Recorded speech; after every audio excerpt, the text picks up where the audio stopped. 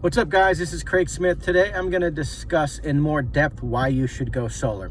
Most people go solar in the beginning to save money. It's just a dollars and cents thing.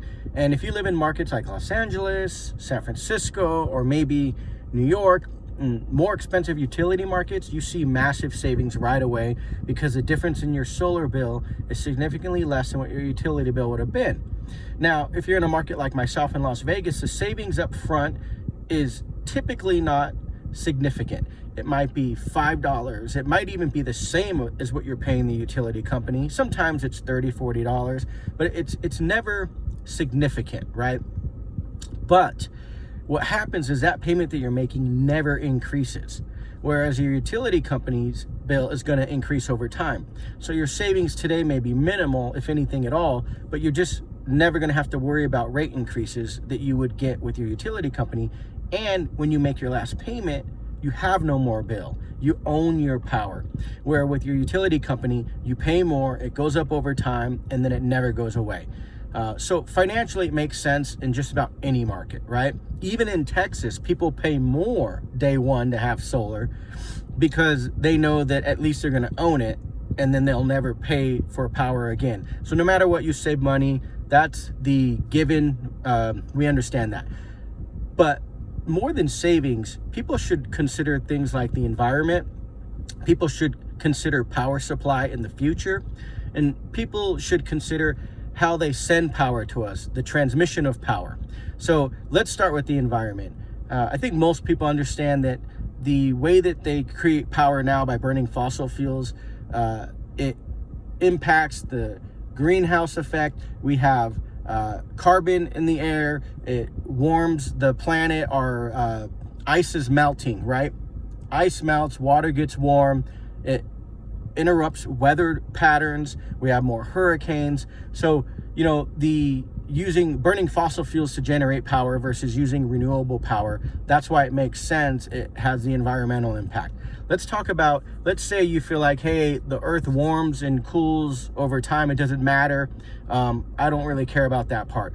That's fine if that's how you feel. Now, let's talk about power supply.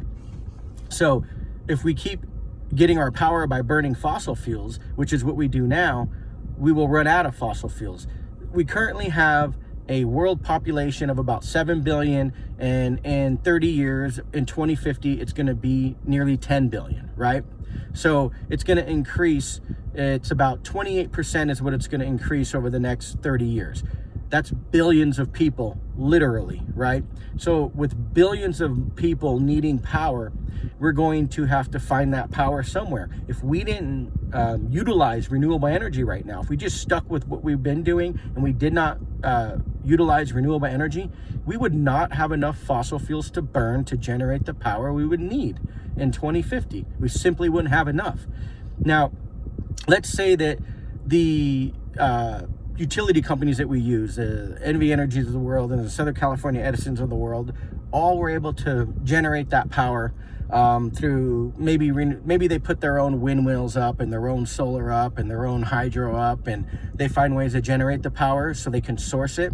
They still have to send it through transmission to your house. They have to basically deliver it to you. And the cost of delivery is expensive because the country is split up into 3 different power grids. You got a west interconnection, an eastern interconnection, and then Texas has its own power grid. So there's only 3 power grids in the entire country. Today in the country, we have about 330 million people. By 2050, we're going to have almost 500 million people, right? So we're going to see a massive, it's about a 33% increase in people in the next 30 years just in the United States.